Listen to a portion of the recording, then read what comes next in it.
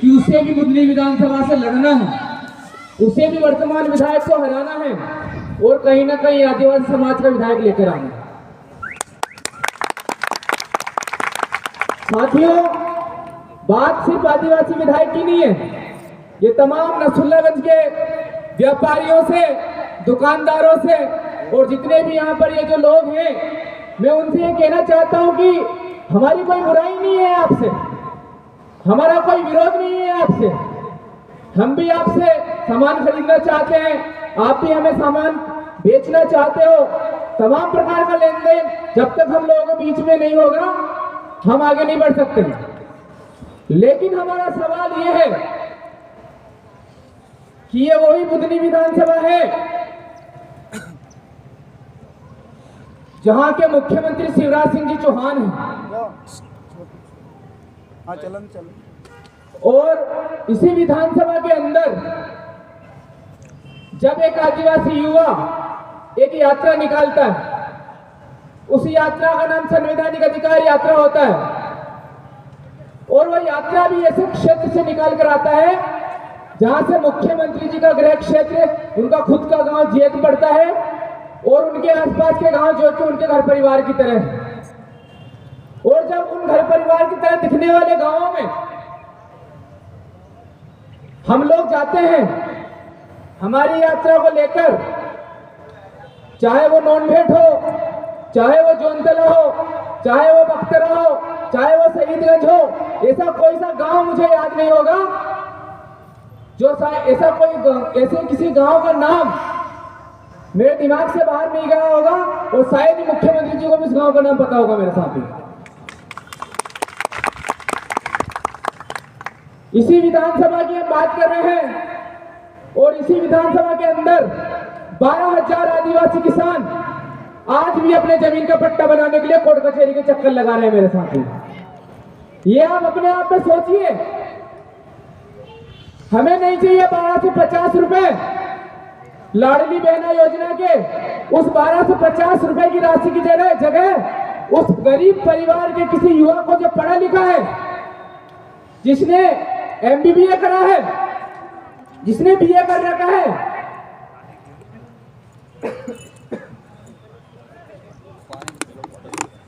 जिसने कहीं ना कहीं डॉक्टरी की पढ़ाई करके रखी है, आज वो युवा क्या चाहता है? वो युवा चाहता है कि मुझे रोजगार मिले, मुझे भी नौकरी मिले। उसे 12 से 50 रुपए, या उसके माता पिता को ये कतई नहीं चाहिए कि उसे 12 से 50 रुपए, उसका हर एक माता पिता ये चाहता है कि मेरे बच्चे को रोजगार मिले। अगर उसने अपनी जिंदगी में पढ़ाई में 15 साल 20 साल गुजार दिए हैं, तो उसका हर एक माता पिता ये चाहता है कि मेरे बच्चे को रोजगार मिले, 12 से 50 रुपए मिलनी चाहिए मेरे साथी। आज चुनाव आता है, 6 महीने तक चुनाव के बचते हैं तो योजनाएं आ जाती है हमारे सामने, 12 से 50 रुपए की राशि आ जाती है, मुख्यमंत्री जी घोषणा कर देते हैं। और इधर मुख्यमंत्री जी घोषणा करते हैं तो उधर कमलनाथ जी भी घोषणा करते हैं कि अगर मामा जी ने 12 से 50 दिए तो हमारी सरकार बनाई है, हम भी 13 से 50 रुपए देंगे। 100 रुपए वो भी बढ़ा देते हैं। गैस की टंकी 450 रुपए कर देते हैं तो उधर 500 रुपए कर देते हैं।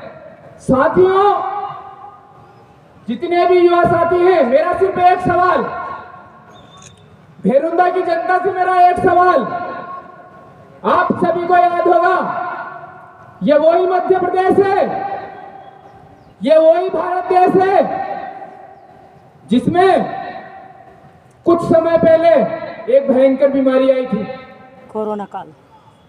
कोरोना के रूप में एक भयंकर बीमारी आई थी। और मेरा अभी सरकार से कहना है, कोरोना काल में गैस टंकी के दाम 500 रुपए क्यों नहीं हुए? जब हमारे देश का युवा मर रहा था, भूखा प्यासा तड़प रहा था, कोई सीहोर जिले में रुका गया, कोई रायसेन जिले में रुका गया, कोई छत्तीसगढ़ में रुका गया, कोई बॉम्बे में रुका गया, पता नहीं कहां कहां अपने घर परिवार मजदूरी करने के लिए गया और वो वहीं पे रुका गया।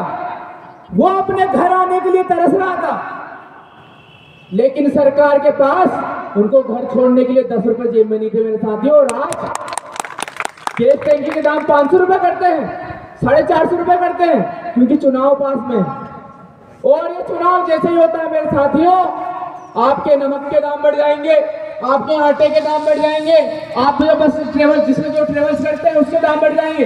किस दिशा की ओर हम लोग भाग रहे हैं, किस लालच की ओर हम लोग भाग रहे हैं? मुख्यमंत्री जी, बुधनी विधानसभा के विधायक हमारे आदरणीय शिवराज सिंह जी चौहान, जिन्होंने अपनी घोषणा में डाला था कि 12 से 50 से 3,000 रुपए भी करेंगे, ये वचन दिया था उन लोगों ने। वो वचन को इस 250 ने हटा दिया क्योंकि वो जानते कि ये वचन हम पूरा नहीं करने वाले हैं हमारे साथ।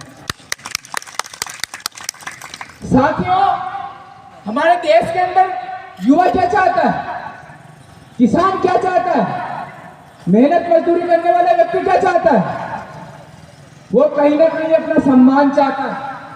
और आज कहीं ना कहीं ये लोग हमारे सम्मान को ठेस पहुंचाने का काम कर रहे हैं, हमारे सम्मान को कहीं ना कहीं दबाने का काम कर रहे हैं। और हमें सावधान रहना होगा ऐसे लोगों को। अगर हम लोगों ने ऐसे लोगों को सबक नहीं सिखाया तो शायद ही आने वाले समय में ये आदिवासी की जो लड़ाई हम लोग लड़ रहे हैं वो आदिवासी बचने वाली मेरे साथ। आज हम लोगों ने मांग करी, हमने क्या मांग करी है? एक हमारे साथी है जो शायद अभी मैं कहना नहीं चाहूंगा, जिनकी पूरे क्षेत्र में मांग करी थी, जिनका नाम शायद विजेंद्र उइके जी है। मैं बात कहना नहीं चाहता हूँ और शायद यहीं कहीं होंगे आसपास, तो मेरी आवाज सुन रहे होंगे। जिनने मांग करी थी बुधनी विधानसभा से मुझे विधायक की सीट मिलना चाहिए, मुझे ये टिकट मिलना चाहिए। माफी चाहूंगा विजेंद्र उइके जी, अगर आप सुन रहे हो और आपको अगर बुरा लगे, आप कांग्रेस के लिए काम कर रहे हो या किसी के लिए भी काम कर रहे हो, लेकिन जब आपके लिए विधायक बनने की बात आई तो पूरा समाज आपके साथ खड़ा हो गया था और आज आप कांग्रेस के तलवे चाट रहे हो। और आज आप निर्दलीय भी लड़ते तो ये आदिवासी समाज फिर भी आपके साथ खड़ा था, लेकिन नहीं, आपको कांग्रेस की गुलामी करना है और समाज को गुलामी करना ही सिखाना है। बुरा लगे तो लगने दो, जो बात सही है समाज को मैं बताना चाहता हूं। जो युवा दिन रात मेहनत कर रहा है, दिन रात गाँव जाके एक समाज को जागृत करने का काम कर रहे हैं, कहीं ना कहीं आपने उस चीज का फायदा उठाया, कहीं ना कहीं आपने उस चीज का उस विषय का फायदा उठाया। आज कांग्रेस ने पूर्ण रूप से हमारे भाई विजेंद्र उइके जी को धोखा दिया, लेकिन उनने आवाज नहीं उठाया। दूसरी बात हमारी आती है, गोंडवाना गणतंत्र पार्टी ने पैसों में बिक हमारे साथ धोखा करा और हमारी टिकट काट दी, लेकिन मैं झुका नहीं, मैं हारा नहीं, मेरे कदम पीछे नहीं हटे, मैंने कदम आगे ही बढ़ाया और चुनाव लड़ने का मैंने निर्णय लिया। मेरे साथ निर्णय जो भी हो, नतीजा जो भी हो, अगर जवाब देना है तो हमें लड़ना होगा, और लड़ना होगा तो इस प्रकार से लड़ना होगा कि जिन लोगों ने हमें धोखा देने की तैयारी करी है उन लोगों को उनकी औकात लड़कर ही दिखाई जा सकती है। उन्हें दिखाना होगा कि अगर ये आदिवासी समाज एक तरफ हो गई, उनके वोट परसेंट अगर एक तरफ दिख गए तो इनके बिना किसी की सरकार नहीं बन सकती। ये एहसास हम लोगों को करवाना होगा। साथियों, बुधनी विधानसभा का हाल मैं आप लोगों को विस्तृत रूप से बताना चाहूंगा